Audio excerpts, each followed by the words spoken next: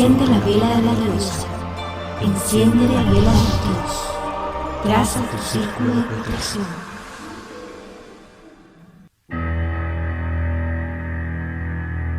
Manifestaciones físicas de los espíritus. Se da el nombre de manifestaciones físicas a las que se traducen por efectos sensibles, tales como los ruidos, el movimiento y la traslación de los cuerpos sólidos. Los efectos sensibles son espontáneos, esto es, independientes de toda voluntad.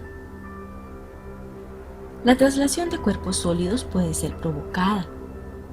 El efecto más sencillo y uno de los primeros que se han observado consiste en el movimiento circular impreso a una mesa.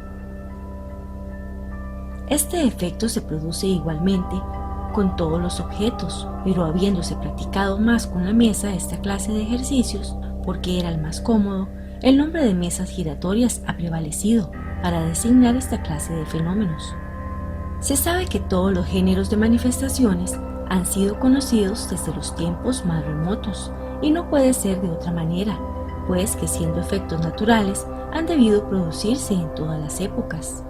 Tertuliano habla en términos explícitos de las mesas giratorias y parlantes, que no dejan de ser el punto de partida de la doctrina espírita. Para la producción del fenómeno es necesaria la intervención de una o muchas personas, dotadas de una aptitud especial que se designa bajo el nombre de médiums. El número de los que cooperan es indiferente. En cuanto a aquellos cuya mediunidad es nula, su presencia es de ningún resultado y aún más dañosa que útil. Los médiums poseen bajo este aspecto un poder más o menos grande y producen por consecuencia efectos más o menos pronunciados. Muchas veces una persona medium poderoso producirá por sí sola mucho más que otras 20 reunidas. Le bastará colocar las manos sobre la mesa para que al instante se mueva, levante, se caiga, dé saltos o gire con violencia. No hay ningún indicio de la facultad mediumnímica. La experiencia solo puede hacerla conocer. Cuando en una reunión se quiere ensayar es preciso sentarse simplemente alrededor de una mesa y colocar las manos extendidas encima, sin presión ni contracción muscular. Al principio, como se ignoraban las causas del fenómeno, se indicaron muchas precauciones reconocidas después absolutamente inútiles. Tal es, por ejemplo, la alternativa de los sexos y también el contacto de los dedos pequeños de las diferentes personas, formando una especie de cadena no interrumpida. Esta última precaución había parecido necesaria cuando se creía en la acción de una especie de corriente eléctrica. Después la experiencia ha demostrado su inutilidad. La sola prescripción rigurosamente obligatoria es el recogimiento, un silencio absoluto y sobre todo la paciencia. Si el efecto se hace esperar, puede ser que se produzca en algunos minutos, como puede tardar media hora a una. Esto depende de la potencia mediumnímica de los cooperantes. Decimos además que la forma de la mesa, la sustancia de que está hecha, la presencia de los metales, de la seda, de los vestidos, de los asistentes, los días, las horas, la oscuridad o la luz, etc., son tan indiferentes como la lluvia o el buen tiempo. Solo el volumen de la mesa es de alguna importancia, pero únicamente en el caso de que la potencia mediumnímica fuese insuficiente para vencer la resistencia. En caso contrario, una sola persona, aún un niño, puede hacer levantar una mesa de 100 kilogramos, mientras que con condiciones menos favorables 12 personas no harían mover el más pequeño velador. En este estado, cuando el efecto empieza a manifestarse, generalmente se oye un pequeño crujido. En la mesa se siente como un estremecimiento, que es el preludio del movimiento. Parece que hace esfuerzos para destacarse. Después se pronuncia el movimiento de rotación y se acelera hasta el punto de adquirir una rapidez tal que los asistentes casi no pueden seguirla.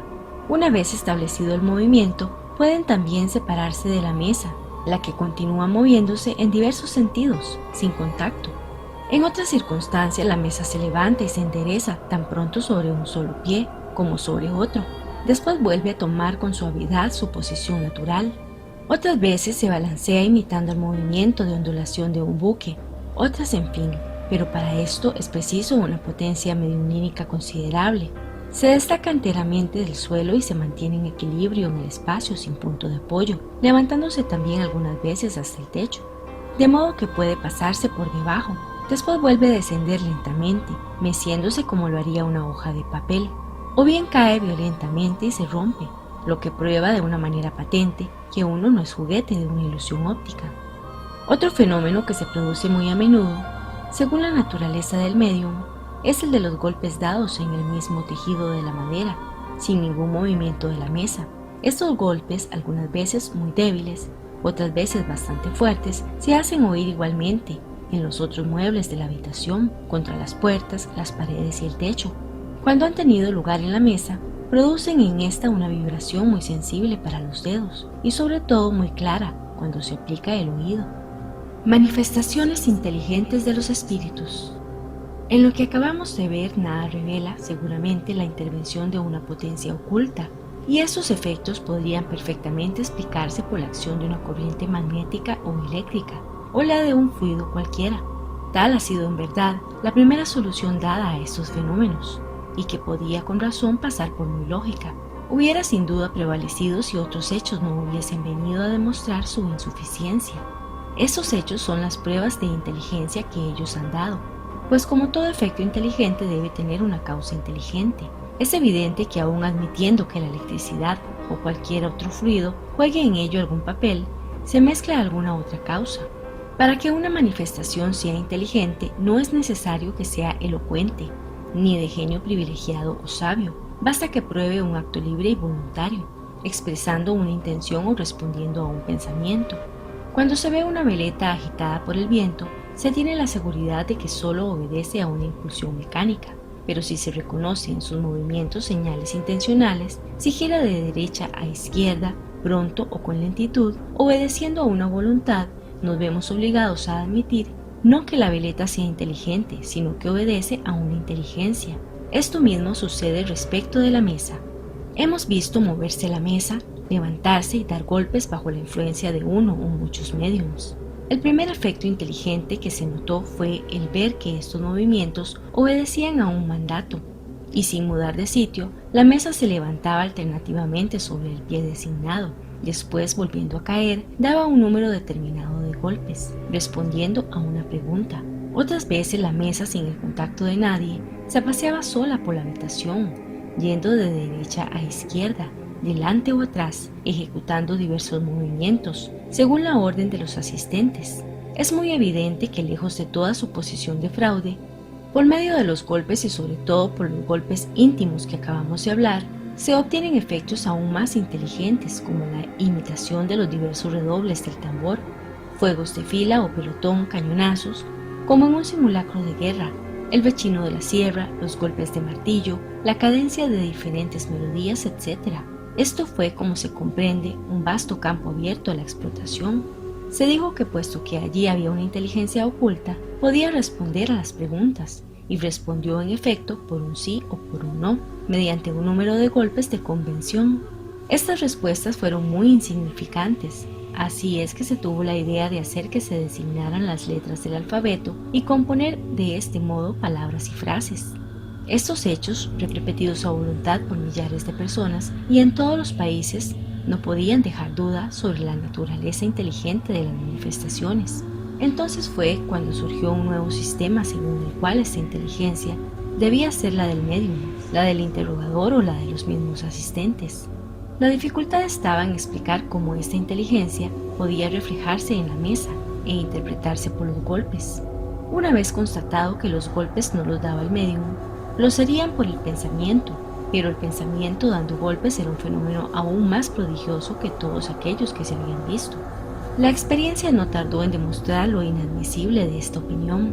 En efecto, las respuestas se encontraban muy a menudo diametralmente opuestas con el pensamiento de los asistentes, fuera del alcance intelectual del médium y aún en idiomas que no conocía, o relatando hechos ignorados de todos. Esos ejemplos son tan numerosos que es casi imposible que el que se haya ocupado algo de comunicaciones espiritistas no lo haya visto diferentes veces.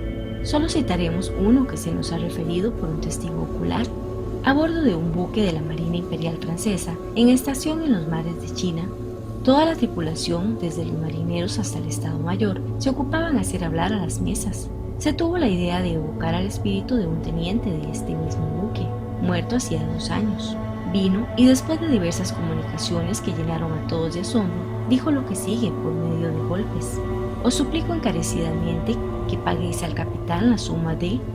Indicaba la cantidad que le debo y que siento no haberle podido reembolsar antes de mi muerte. Nadie conocía el hecho, el mismo capitán había olvidado este crédito, por cierto muy insignificante, pero examinando sus cuentas encontró el asiento de la deuda del teniente, y cuya cantidad era exactamente la indicada.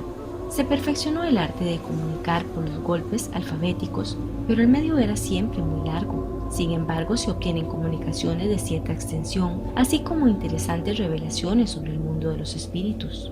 Estos indicaron otros medios, y a ellos debemos el de las comunicaciones escritas. Las primeras comunicaciones de este género tuvieron lugar adaptando un lápiz al pie de una mesita ligera, colocada sobre una hoja de papel. La mesita, puesta en movimiento por la influencia del medium, se puso a trazar caracteres, luego palabras y frases. Se simplificó sucesivamente este medio sirviéndose de mesitas tan grandes como la mano, hechas expresamente después de cestitas, de cajas de cartón y en fin de simples tablitas.